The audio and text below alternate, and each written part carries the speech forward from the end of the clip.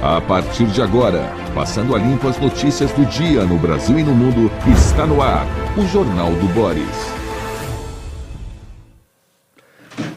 Bom dia, muito bom dia. Está no ar o Jornal do Boris. O Jornal do Boris é um sobrevoo pelos principais acontecimentos do Brasil e do mundo a partir das primeiras páginas dos jornais. E hoje temos novidades, e que novidades. Há uma espiada na manchete da Folha de São Paulo. Mauro Cid entrega a proposta de delação premiada ao STF. O Estadão também acompanhou essa manchete. Mauro Cid propõe acordo de delação premiada à PF. E tem uma vasta cobertura, com uma análise que os jornais pretenderam fazer da relação entre Lula e os militares, que aparentemente está, digamos, menos pior. Há uma aproximação, por iniciativa de Lula, é evidente, tentada com as Forças Armadas. O episódio de relação entre as Forças Armadas começa com a questão da corrupção no governo Lula, negativa de bater continência, etc., etc., e passa aí, a partir daí, por vários caminhos, né? Agora, o presidente tenta agradar as três forças, como? Com uma concessão de verbas gigantesca no orçamento do ano que vem, maior que educação e saúde. Imagine se fosse o Bolsonaro que fizesse isso. E uma aproximação ontem no desfile, está aqui a foto do Globo, né? Ele fez questão dessa foto, né? Os ministros, os chefes das três forças, né? O ministro Múcio, da Defesa, e o presidente Lula. É um simbolismo nessa foto que eu não sei realmente se a gente poderia dizer que revela que acabou-se o mal-entendido, que Forças Armadas e Lula estão em lua de mel. Não é isso. A verdade é que, em relação a Lula, isso não dá para medir, né? A gente vai ouvindo. Existe uma forte divisão nas Forças Armadas. E uma divisão contra Lula. Lula já se manifestou que perdeu a confiança nos militares. Tem todo um histórico mal traçado de uma relação anômala entre o político Lula e boa parte dos militares brasileiros. Bom, outra coisa, além o desfile, você vê que o desfile foi bolado para como um militar gosta. Um desfile sereno. São Paulo não, São Paulo, o governador Tarcísio subiu num veículo militar, ele que é militar também, quer dizer, teve uma coisa assim de encher o peito. Lá em Brasília as coisas foram calmas, controladas, controlou-se a presença de público para que não houvessem manifestações contrárias ao governo. Foi tudo muito calmo, no estilo light, Zé Gotinha estava presente, Zé Gotinha, e que os jornais estão interpretando como um recado ao Bolsonaro, né? Olha, somos a favor da vacina, essa calma, O Lula não falou, não fez discurso. Ele ficou com o microfone na frente dele e a gente via que, de vez em quando, tinha um ímpeto do político, mas ele não falou. Ele só deu autorização para o início do desfile. E o desfile foi aquela coisa. Antigamente a gente ia no Anhangabaú para ver esses desfiles em São Paulo, tinha desfile em todo lugar, era uma grande novidade. Hoje, você não via um tanque, você não via um tanque normalmente na rua, canhões, tudo isso era só no desfile, uma outra foto, televisão não cobria tão bem essa parte bélica, isso eu estou falando lá dos anos 50, os mais velhos lembrarão que os desfiles tinham outro caráter, as pessoas queriam assistir, era um evento, né? Olha, o desfile, São Paulo ainda tinha o desfile da Revolução Constitucionalista do 9 de julho, que todo mundo queria ver. Então hoje já é uma coisa mais light. Também teve uma presença interessante em Brasília da área educativa, de escolas, de organizações sociais, interessante. Foi um desfile interessante, mas sem aquele fogo, nem aquele fogo político equivocado das manifestações do 7 de setembro do presidente Bolsonaro. O 7 de setembro foi politizado ao extremo, isso não é bom e não foi bom para o país. Agora é uma coisa light, uma coisa provavelmente mais light do que o Lula gostaria de fazer. A fala dele foi no dia anterior, tem gente que achou interessante, que ele falou ao bolso do brasileiro, e um pouco ele falou, mas a impressão que eu senti foi de que o presidente Lula ainda não desceu do palanque. Quem ouviu aquele discurso podia imaginar que ele estava falando para a população da Dinamarca, da Suíça, da Suécia, porque o Brasil que ele ali pintou depois dos poucos 8 meses de governo dele, já é uma coisa maravilhosa, né? Então não é bem assim. Não é bem assim, os problemas continuam e continuam os mesmos. Aliás, eu estou pegando um pouco d'água. Aliás, do Rio Grande do Sul, a situação continua grave, há mais chuvas, nossos irmãos gaúchos, eu não sei se estão amparados pelo governo, eu estou achando, mas eu sempre acho isso, viu, que os governos estão demorando. Desculpe, os governos estão demorando. Vamos a essa coisa da delação do Mauro Cid. Ele está propondo à Polícia Federal, que é o órgão indicado no caso, uma delação premiada. Se ele está... Vamos raciocinar juntos. Se ele está propondo uma relação premiada, ele é um tenente-coronel, viu e ouviu coisas, tinha a confiança total do então presidente Bolsonaro. Então, a presunção é que ele sabe de coisas. Agora, eu vou mais adiante. Para fazer uma delação premiada, ele não vai falar, não vai fazer uma confissão, conversar com um padre numa sacristia. O que ele vai fazer na delação premiada, se ela for aceita, é denunciar crimes ou denunciar fatos que possam ser vistos como crimes, especialmente nessa questão das joias. Então, o que o advogado dele tinha dito, e um dos jornais aqui repete, é que quando ele foi inquirido, ele falou, sei lá, 9 horas. Então, o advogado ele disse que ele não falou nada demais, que ele se manteve fiel ao presidente Lula,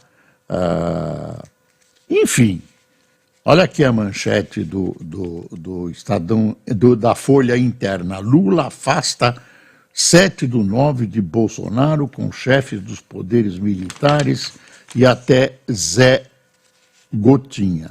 Plano sobre militares esbarra em desavença entre justiça e defesa. Tem isso também.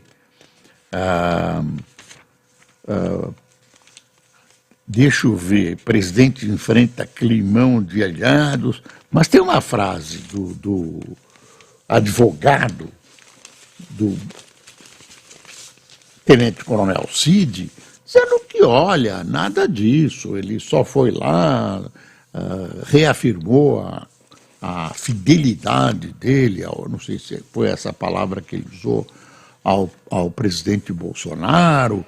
Então, a gente imaginou que, com essas palavras, nada teria acontecido. Parece que não foi isso.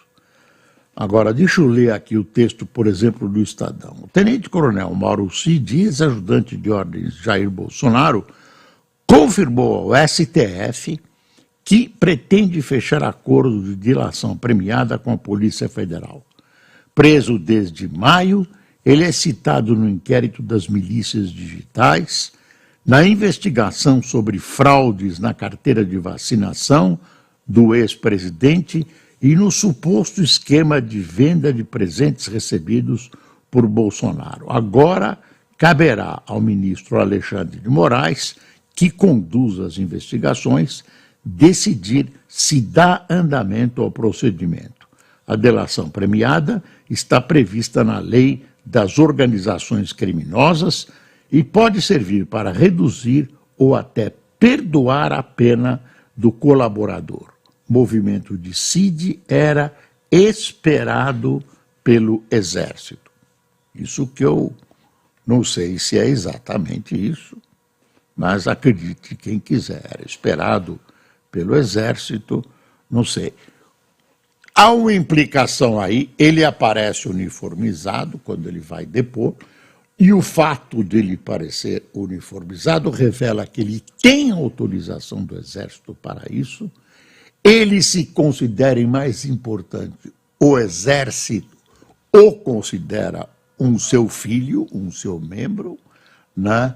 Isso está caracterizado pela presença dele com uniforme, e também o defende, não joga bruto contra alguém, seu membro, que possa ter, por exemplo, desrespeitado regras das Forças Armadas. Não é assim que ele está sendo visto. Deixa eu ver aqui. Bom, vamos ver o que vai acontecer. O ministro Alexandre Gusmão vai olhar o que está acontecendo. Deixa eu ver aqui. Alexandre Gusmão, Alexandre de Moraes. Vai verificar o que está acontecendo, vai ver se essas denúncias têm valor, né? Se pode redundar em alguma coisa, algum efeito de caráter jurídico, e se vale a pena abrir tudo isso para reduzir uma possível pena de Mauro Cid ou até inocentá-lo, até absolvê-lo devido à legislação desse tipo de colaboração. Bom, a coisa é esperar. Como eu disse, no Rio Grande do Sul, continuam. Tem uma manchete aqui, bem brasileira, bem daquelas felizes, né, do Valor. O Valor resolveu comemorar no dia 8, 7 de setembro. Dá uma espiada, ó. Chega a vice-liderança de carros importados do Brasil à China. Eu estou brincando, é a China que avança. A China que avança. Não sei se é bom para o Brasil, mas a China é agora a vice-líder. Por falar nisso, é bom lembrar que o Japão lançou um novo artefato para a Lua, que é lá, tem fracassos anteriores, então o Japão está tentando avançar. E a Índia avançou, a Índia está com o veículo dela lá, entrou na face oculta da Lua, e o Lula está na Índia, né, para a reunião do G20, que é uma reunião esvaziada, dizem esvaziada. Ele vai defender a Amazônia, as posições brasileiras, mas a ausência do presidente Xi Jinping mostra que as coisas não andam muito bem, até porque a Índia e a China não se bicam, e Xi Jinping pretendeu esvaziar um evento na Índia e que está sendo politicamente explorado pelo presidente Modi da Índia, que espalhou cartazes com o rosto dele enfim, está fazendo promoção pessoal,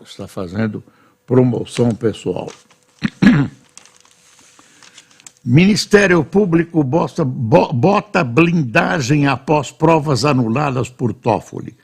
Procuradores estudam saída jurídica para proteger membros de possíveis punições depois que o ministro do STF, Dias Toffoli, invalidou o uso de provas vindas dos acordos de leniência da Odebrecht na Lava Jato. Você imagina o que pode acontecer? Eu vou fazer um panorama.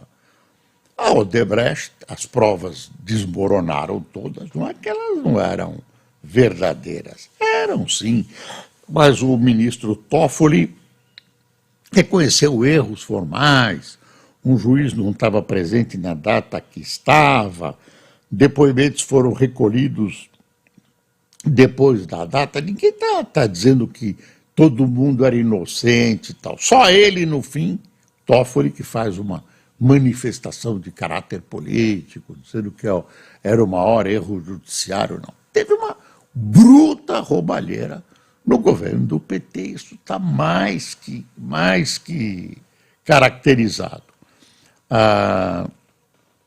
Então, aí você tem um edifício, alguém deu esse exemplo, eu gostei, alguém tem edifício, tem um problema, um edifício de 30 andares, tem um problema no quinto, em vez de você resolver o problema no quinto, punir os responsáveis, etc., você derruba o edifício. Foi isso que o Toffoli fez, derrubou o edifício. Então, vai começar tudo de novo, isso nunca vai terminar, né? Provas foram anuladas, todo o trabalho. Teve muita gente que fez delação, teve gente que pagou bilhões de multas, bilhões de dinheiro que havia sido desviado, não sei se foi multa ou se foi a título de reparação, mas aí teve uma caracterização extremamente forte. E aí, agora, essas empresas vão querer, de posse de um diploma que zera os processos, não inocenta. É como se eles não tivessem existido, estão anulados. É como se eles não tivessem existido. Então, o que acontece? Eles podem até pedir indenização. E se eles pedirem indenização, com muita chance de receber, esse STF, de quem é que vão cobrar isso? Do juiz Sérgio Moro, de todos os tribunais, inclusive o STF, que condenaram essas ações do PT. Como é que fica isso? Vai cair na sua cabeça, na minha cabeça. Quer dizer, a União vai ter que pagar se as coisas se desenvolverem como parece que vão se desenvolver, vai ter que pagar esse ressarcimento das coitadas dessas empreiteiras, né, gatunas em várias partes do mundo e que foram corrompidas e corromperam para valer de várias maneiras aqui no Brasil. Não pensa que esse pessoal é inocente, não. Mulheres serão as principais candidatas a presidente do México para 2024.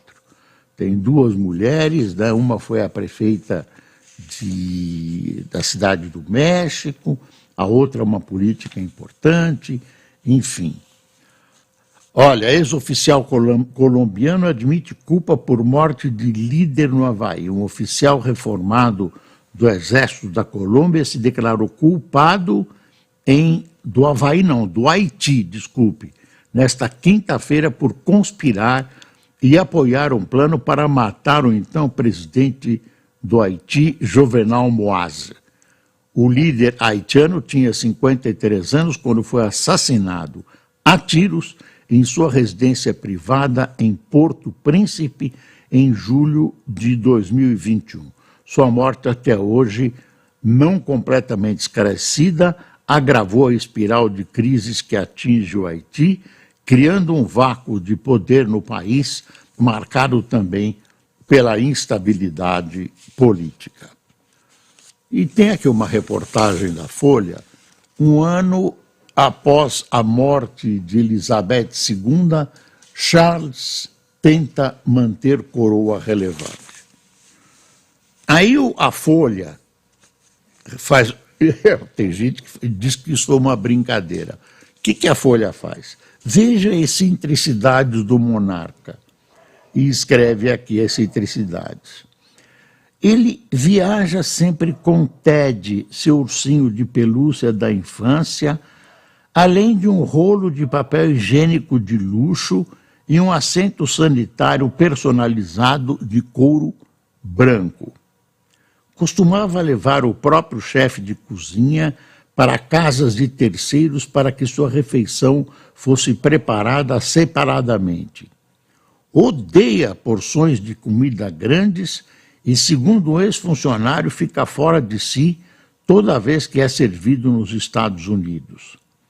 Não escolhe nem veste as próprias roupas ou espreme pasta na sua escova de dentes. Essas tarefas cabem ao seu mordomo, que também segura o potinho para coletar a sua urina durante os exames anuais. Tem arroubos de fúria e arrancou pias da parede pelo menos 2 vezes. Exigiu que namoradas o tratassem como senhor, mesmo nos momentos mais íntimos. Também já exigiu que ao menos 2 delas o chamassem de Arthur, o rei lendário. Trocou ofensas públicas com arquitetos renomados por odiar estilo moderno. Esse é o rei da Inglaterra que quer manter a coroa relevante. Aqui não está escrito, mas eu já vi que ele leva o ursinho e dorme abraçado nesse ursinho de pelúcia. Que rei, hein? Olha, um estudo do governo. O governo estuda autorizar a empresa estrangeira a fazer voo doméstico para incentivar a concorrência. Hoje, empresa estrangeira não pode fazer voo doméstico. Por exemplo, chega um avião da Turkish Airlines para em São Paulo, ela pode ir para Buenos Aires e pode levar gente de São Paulo para Buenos Aires. O que ela não pode é fazer uma viagem, por exemplo, que pare no Rio Grande do Sul, recolha passageiros no Rio, em São Paulo, quer dizer, cabotagem, chamam isso de cabotagem, voos internos. E aí, se o governo liberar isso, claro, haverá mais voos e haverá mais concorrência. Eu acho que as empresas brasileiras vão reagir. Eu acho que elas vão reagir. Isso é Fala-se que isso até é uma questão de segurança nacional. Eu não sei, fala-se que elas vão reagir. A Folha dedica um amplo espaço à compra da Copenhagen pela Nestlé e diz que lojas devem chegar a 3.000, vamos engordar, mas o chocolate é bom, vale o pecado. e a Fazenda vai mudar projeto de lei antifraude em empresas. Pasta aponta alta de ilícitos contábeis sem ressarcimento, setor vê risco de criação de indústria da litiogidade. Voltando para esse assunto da Nestlé, é bom lembrar que tudo isso fica dependendo ainda de um aceno, de uma aprovação do CAD. Se o CAD perceber que está se formando um monopólio, algo parecido de chocolate, eles não vão permitir a união dessas duas empresas. Eu não aposto em nada. Apple perde R$1 tri após Pequim restringir iPhone. A briga lá de tecnologia, Estados Unidos e China não está brincadeira. Olha aí a China declinando. Deve ser um período, né? Exportação da China cai pelo 4º mês, mas em ritmo menor. Analista vê esperança de que comércio exterior do país se estabilize em breve. Precisa ver aonde vai estabilizar. Google amplia acesso a novos mecanismos para anúncios que vão substituir cookies de terceiros. É uma matéria técnica, mas muito importante. Olha aí. Justiça suspende leilão de rodovia celebrado como primeira concessão do novo PAC. Começou mal. A 11ª Vara Federal de Curitiba suspendeu o leilão de rodovias no Paraná, que havia sido vencido pelo Grupo Pátria no fim de agosto e comemorado pelo governo como primeira concessão do novo PAC. O pedido de liminar foi feito pela Defensoria Pública da União, sob argumento de que não houve consulta prévia a comunidades quilombolas que vivem às margens da estrada e seriam prejudicadas com a cobrança de pedágio. Então você já viu que não são as melhores previsões que se pode fazer a partir desse início de uma estrada do PAC. Vamos ver. Tem muita obra que não foi realizada, muita obra parada do PAC, e essa é mais uma. Tem que haver um processo, um caráter jurídico, né, que permita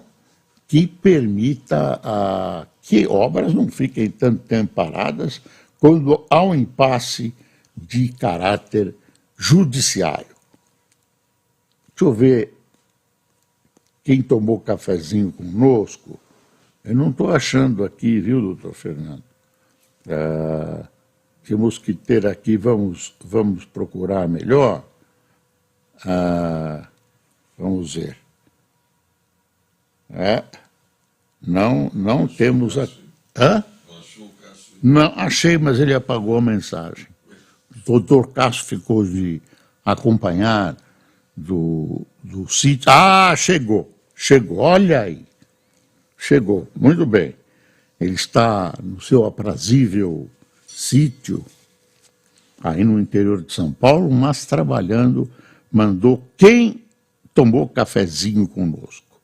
Zita Auler, Maria Inês, Luiz Sérgio, Cosmo Silva, Jaime Carrijo, Roberto Padilha, Theo Graça, Marisa Fonseca, Rodrigo Silva, Verônica Rote, Isaquileide Santos, Getúlio Souza, Jane Arcanja, José de Souza de Ipatinga, Elicélio Celi, de São José dos Pinhais, Adriano Souza, de Santana Amapá, e Cláudia Rezende, de Campo Belo, Minas Gerais. A vocês, a satisfação nossa em recebê-los para o nosso cafezinho de final de programa. neste feriado prolongado. Curtam esse feriado prolongado. Muito obrigado por sua audiência. Estaremos aqui, se Deus quiser, na segunda-feira. Bom dia.